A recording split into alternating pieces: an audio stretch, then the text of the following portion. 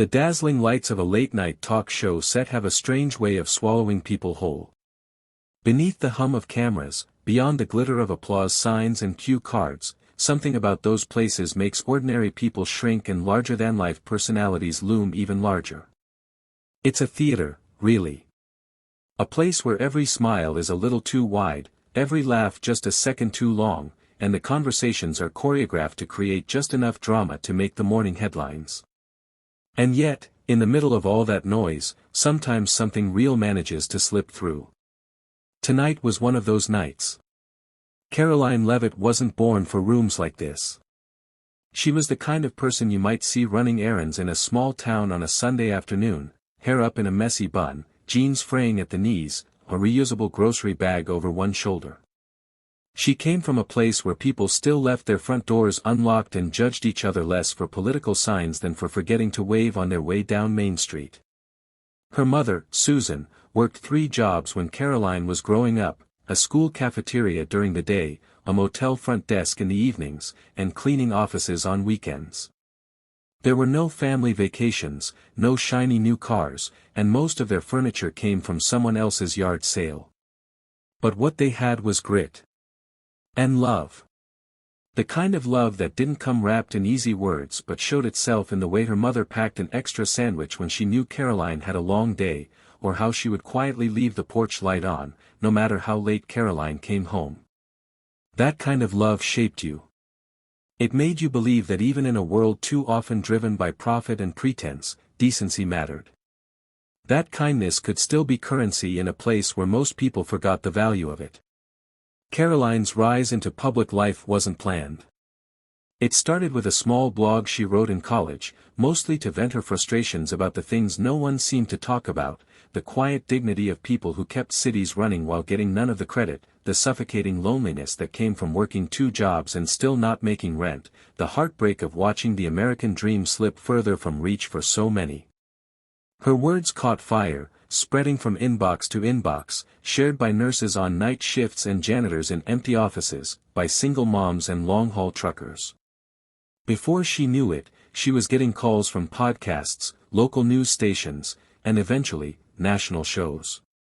People said she had a gift, a way of cutting through the noise and saying what so many felt but didn't know how to put into words. It wasn't eloquence. It was honesty. And that made some people uncomfortable. Which brought her here tonight. The invitation had come out of nowhere. A primetime talk show hosted for the evening by none other than Richard Gere, the kind of Hollywood royalty whose very name drew in viewers by the millions.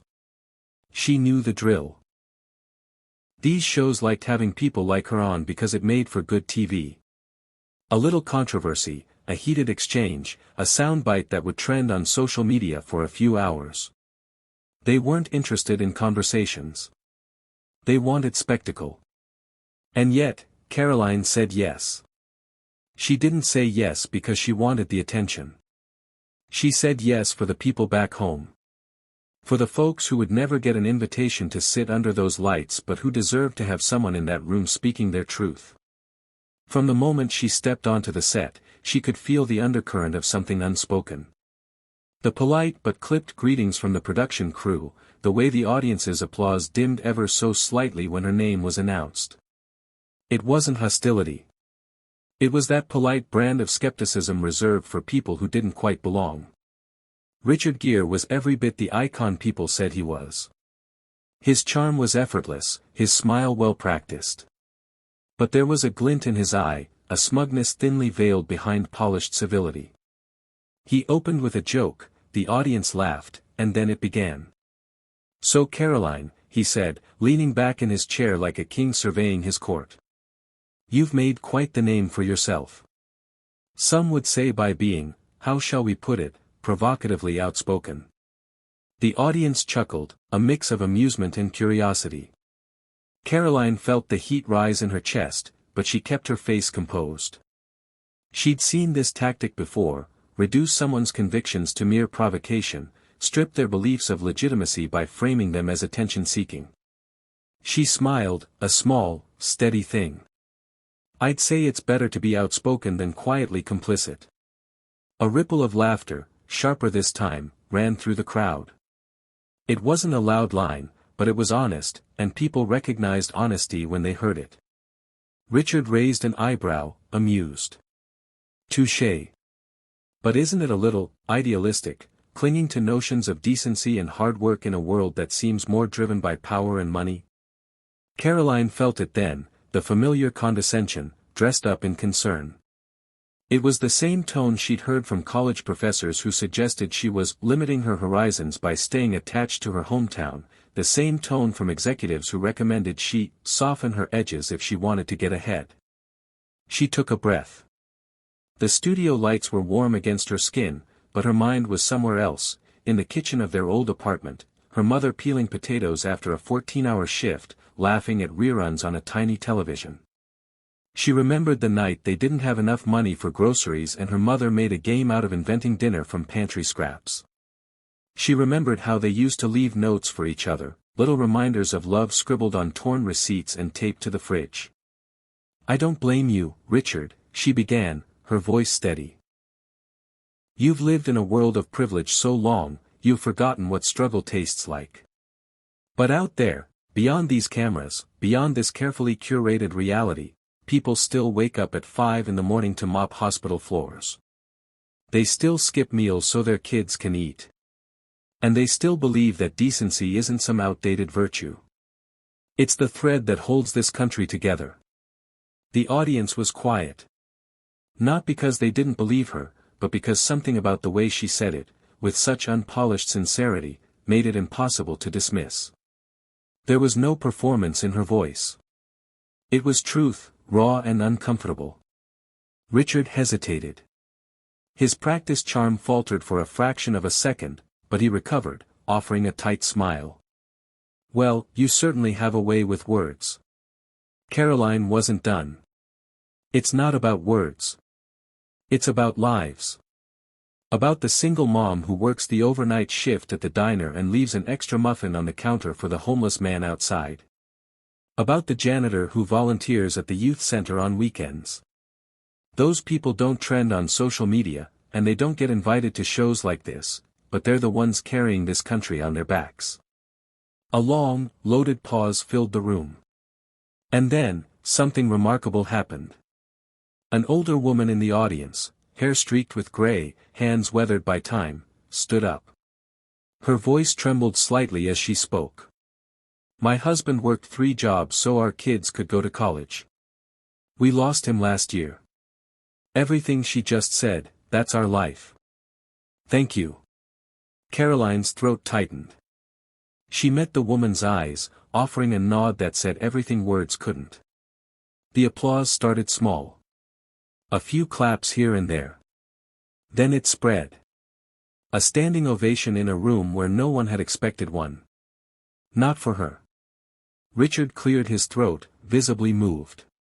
"You know," he admitted, "sometimes you come into these things thinking you're the one delivering wisdom, and you leave having been schooled." Karoline smiled, not out of smugness, but out of something gentler, a shared recognition that, for one brief moment, the mask of showbiz had slipped, and something real had been allowed to breathe. The show wrapped, but the night wasn't done teaching. Backstage, as Karoline gathered her things, a young production assistant, no older than 22, approached her. She looked nervous, her hands twisting the hem of her sleeve. "Ms. Leavitt," she said, her voice soft, "my mom's a waitress. She watches you on YouTube. Says you remind her of herself when she was young. Could I get a picture for her?" Karoline's heart swelled. She pulled the girl into a hug. "Of course you can. And tell your mom she's my hero." Out on the streets of the city, as neon signs flickered and taxis sped past, Karoline felt the weight of the evening settle around her shoulders. Not heavy. Not burdensome. But significant. She'd walked into that studio knowing they wanted a spectacle. And maybe, in a way, she'd given them one. But she also gave them something they hadn't expected, a reminder. That behind every statistic was a story. That beyond every policy debate were people. And that even in a world addicted to outrage and applause, decency still had a place. The air was crisp, a faint promise of rain clinging to it. She tilted her head back, staring at the city skyline. Somewhere, in 1,000 places she'd never see, people were getting up for night shifts, kissing sleeping children goodbye, leaving notes on fridges, and doing what they had to do. And tomorrow, she'd speak for them again. Because the fight wasn't over. And neither was she. The morning after the show felt different. The kind of different you couldn't quite name, but you knew it in the way people looked at you. In the way the air itself seemed to hum with something unspoken. Karoline woke early, as she always did, long before the city stretched its arms and blinked against the sunlight. Old habits from home, where farmers rose before dawn and life started with the clatter of coffee cups and the rustle of newspaper pages. Even here, in a world of glass towers and endless noise, those rhythms stayed with her. Her phone was already buzzing. Texts, missed calls, messages from people she hadn't heard from in years. A few snide remarks, that was to be expected, but overwhelmingly, it was gratitude. People thanking her for saying what they'd felt for so long but couldn't find the words for. People reminding her of their stories. She scrolled through them in silence, tears stinging her eyes more than once. Not from sadness. From something deeper. A kind of aching hope. A message stood out, from a man named Elias. I'm a janitor at the high school in our town. My wife and I lost our home last year. I was watching the show while cleaning classrooms last night. I just wanted you to know, you made me feel like I wasn't invisible. Thank you. Karoline sat back, clutching the phone to her chest. This was why she did it. Not for the interviews. Not for the applause. For people like Elias. For the woman in the audience. For the mothers, fathers, workers, and dreamers who carried the weight of this country without complaint, asking only for a little dignity in return. The city streets were already bustling when she stepped outside. She made her way to a small diner a few blocks away, one of those places untouched by time and trends. Booths patched with duct tape.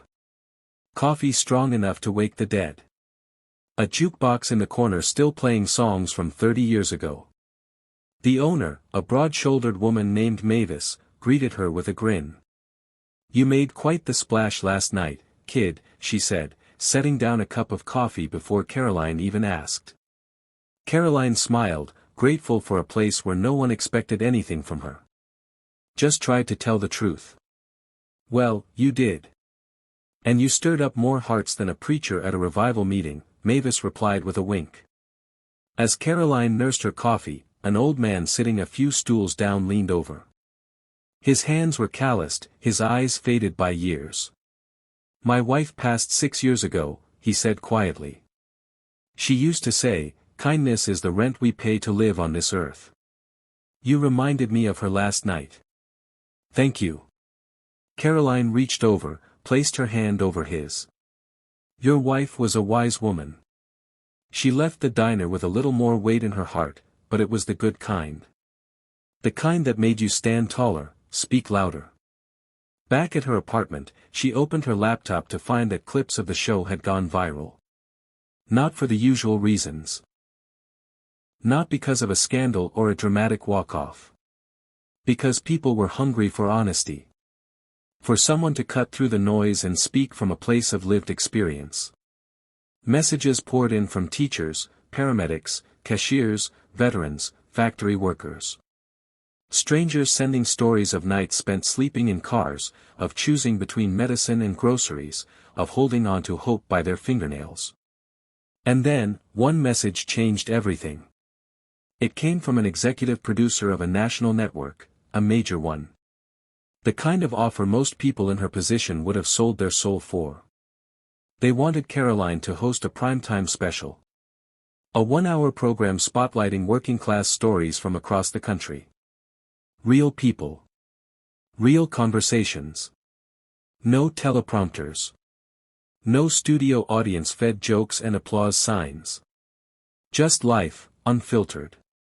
Karoline's heart pounded. She reread the message 5 times. It wasn't the exposure that mattered. It was the platform. A chance to hand the microphone to people who never got one. She called her mother first. Susan answered on the third ring, her voice thick with sleep and warmth. "Hey, baby girl." Karoline took a breath, her throat tightening. "Mom, they want me to do a show. A real one. About people like us." There was a pause. Then, soft laughter. "I knew it. I knew the world couldn't ignore you forever." Karoline's eyes filled. "I couldn't have done any of this without you." Susan's voice turned tender. "You've always carried the stories of the people you love. Now you get to carry them further. But remember, baby, don't let them turn you into something you're not." "I won't," Karoline promised. And she meant it. Over the next few weeks, Karoline threw herself into the work. Traveling from town to town, sitting at kitchen tables and back porches, in union halls and school gyms. She spoke to miners in West Virginia, farm workers in California, factory workers in Ohio. She listened more than she spoke. That was the secret. Most people didn't want to be saved. They just wanted to be seen. The stories broke her heart and stitched it back together in the same breath. A single dad in Kentucky raising 4 kids after his wife's death, working 2 jobs and still finding time to coach Little League. An elderly woman in New Mexico who used her Social Security check to buy school supplies for neighborhood kids. A young woman in Detroit rebuilding abandoned homes one by one, refusing to let her city be forgotten. Karoline carried those stories with her like stones in her pocket, each one a weight and a gift. When the night of the special finally arrived, Karoline stood backstage in a modest dress, no designer label, no stylist fussing with her hair. She looked like herself. That was enough. The studio wasn't filled with celebrities or influencers. It was filled with the people whose stories she'd told.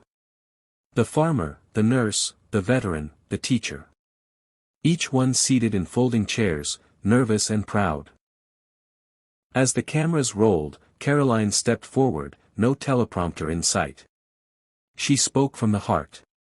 Tonight isn't about politics. It isn't about outrage. It's about people. The ones who hold this country together with calloused hands and stubborn hope. The ones who don't ask for much, just a little dignity, a little fairness, and a chance to build a better life. She introduced each guest, told a piece of their story, let them speak for themselves. And in living rooms across the country, something happened. People watched. People cried. People remembered.